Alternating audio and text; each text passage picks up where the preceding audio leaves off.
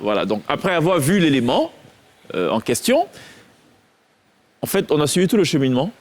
D'où est-ce que la viande provient? Enfin, ça, on ne sait pas, par contre. On a juste vu la dame en train de cuisiner et tout. Et puis, on a vu la fin où le monsieur, avec un appétit de gargantua, dégustait, salivait et tout. Oui, bien sûr, ça se cuisine, c'est de la viande. Voilà. Ma question est de savoir, quand on parle de protection des animaux, est-ce que tout ça s'est pris en compte? Ah oui. Ah oui. Au niveau de notre association, on a commencé d'abord avec... Il peut intervenir à tout moment. Hein. S'il est féru de cette viande ou pas, il peut aussi... Il n'y a aucun problème. Nous avons commencé d'abord avec le comité des amis canins, c'est-à-dire les amis des chiens. Et puis après, notre association s'est retrouvée en train de gérer aussi le comité de protection des animaux. Et là sont rentrés les animaux sauvages. Mais comme pour revenir à ce que vous disiez... La viande de chien. La viande de chien, effectivement, on est obligé de réagir là-dessus.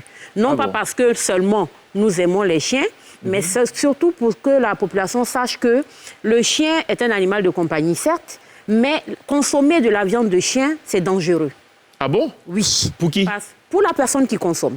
Ah, pourquoi? Parce que les animaux qui ne sont pas validés, que je peux dire en griffe par les organes comme les vétérinaires et tout ça, qui sont consommés, généralement, on a des répercussions en termes sanitaires dans la population. Parce qu'ils peuvent être atteints de maladies comme la rage. Ils peuvent avoir des maladies, plus que la rage même, qui contaminent après les populations. Mais on a justement appris du directeur, je ne sais plus trop... des services vétérinaires. Des services vétérinaires, Vessalo Kali. Qui nous a appris que 75% des chiens en Côte d'Ivoire n'étaient pas vaccinés. N'étaient pas vaccinés, ne sont pas vaccinés jusqu'à présent. Notre association, d'ailleurs, œuvre à ce qu'on puisse atteindre un minimum de chiens non vaccinés. Ce qui est sûr, on ne peut pas faire tous les chiens vaccinés. Mais on fait au maximum, on fait des campagnes de vaccination avec l'aide de la direction des services vétérinaires. Malheureusement, les premières victimes sont les enfants parce qu'il expliquait que les enfants ont pratiquement la même taille que les chiens. Et quand les chiens les mordaient, c'était au niveau du cou et donc ça montait directement au cerveau. Et moi, j'ai déjà vu un chien malade de parvovirose. Oui. Je vous assure que c'est horrible. C'est difficile à regarder. Donc, des gens qui vont prendre un tel chien et le manger après, franchement, je ne donne pas cher de leur peau. Hein. Parce que généralement, les chiens qui sont mis à la consommation, ce sont des chiens que les gens revendent. Mais c'est vendu dans la clandestinité. C'est ça. C'est pas officiellement que, comme vous achetez de la viande de bœuf, au niveau de l'abattoir, le service vétérinaire a cacheté. Des fois, vous trouvez des cachets sur la viande de bœuf qui avalisent cette viande. C'est ça. Mais la viande de chien, généralement, ce sont des chiens qui sont ramassés. Est-ce que le chien a été accidentellement tué? Ça encore, ça va. Est-ce que le chien est mort d'une maladie? Quelle maladie? Est-ce que le chien a été empoisonné? Par quel poison? Ce sont tous ces facteurs-là qui font qu'aujourd'hui, nous sommes obligés de dire à la population qu'il est extrêmement dangereux de manger de la viande de chien. Mais Cheikh, c'est quoi la réaction de Jackis? Je ne comprends pas la réaction de Jackis. Depuis là, tu dis, tu as un chien au frigo ou bien qu'est-ce qu'il y a? Ah, vraiment, c'est dangereux. C'est dangereux. Maintenant, tu dis, on peut avoir plus de la rage. On peut avoir non, je plus dis pas de la la paix, un chien, non. Nous ne sommes même pas en mesure aujourd'hui de calibrer le type de maladie ou les niveaux de maladie. Vous avez vu l'Ebola? Vous avez vu la prolifération de l'Ebola? C'est parti de quoi? Du singe. C'est ça. Ce sont des maladies que l'animal porte en lui, mais qu'il supporte. Parce que lui, il a peut-être des anticorps et tout ça qui lui permet de supporter. Mais quand ce même virus entre dans l'organisme d'un homme, les conséquences, vous avez vu, on n'a même pas ce genre de défense-là. C'est pareil pour le chat aussi?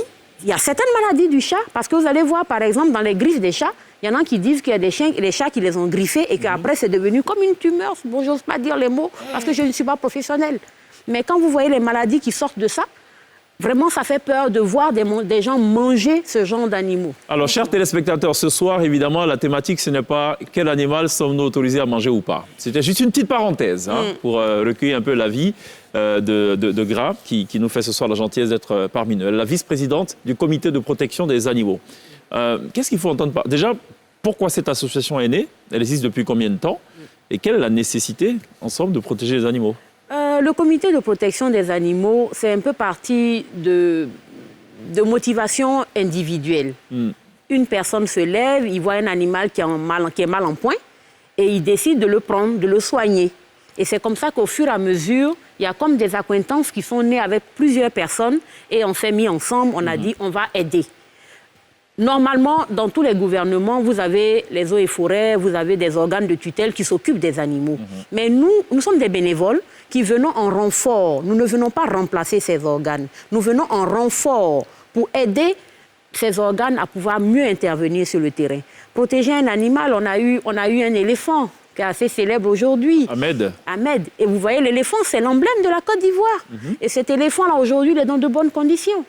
Oui, il a été ramené. Vous avez contribué? Nous avons contribué à cela. Okay. Et il est dans de bonnes conditions, il est dans son écosystème. Et voir cet éléphant, deux fois, dans les vidéos, tout le monde en est fier. Les enfants aiment aller au zoo. Imaginez si on n'a plus de zoo. Imaginez si on n'a plus d'environnement pour les animaux. Qu'est-ce qu'on deviendrait? Concrètement, ça marche comment? Vous êtes établi sur l'ensemble du territoire? Vous avez des sections? Nous essayons d'être sur l'ensemble du territoire en fonction des bénévoles qui adhèrent à notre association. Nous sommes sur Abidjan. Nous sommes en train de partir vers San Pedro. Ça dépend de là où on rencontre des bénévoles qui acceptent de participer. Et on peut dire qu'on est en train d'atteindre les limites de la Côte d'Ivoire. D'accord. On doit avoir peur de vous, comme en Europe, les gens ont peur de la SPA. Peur de nous, on n'a pas cette aspiration. Mais quand même, il faut savoir que quand on doit se battre pour un animal, on se bat jusqu'au bout. On se souvient du footballeur qui a vu sa carrière un petit peu dégringoler parce qu'il avait battu son chat. Oui. Est-ce que demain, vous serez en mesure, par exemple, de porter plainte contre de telles personnes, ainsi de suite? Mais nous avons déjà eu des interventions comme ça. Nous avons eu des interventions comme ça. Nous avons eu des personnes, non pas des moins nantis, qui ont maltraité des animaux sur lesquels on a porté des plaintes. Parce qu'aujourd'hui, sur le pénal ivoirien, on a des lois qui protègent les animaux. Ah oui, justement. Ah si. On a des lois. OK. Même si vous voyez une personne en train de maltraiter un animal, vous êtes en mesure de dénoncer cette personne à la gendarmerie. Pourquoi? Qu'est-ce que vous avez? Il y a des frappeurs de chiens et chats ici. Non, mais moi, je dis, il y en a qui réagissent. Mais est-ce que vous savez que parmi nos bénévoles, il y a des anciens frappeurs de chats et de chiens qui se sont reconvertis? Et aujourd'hui...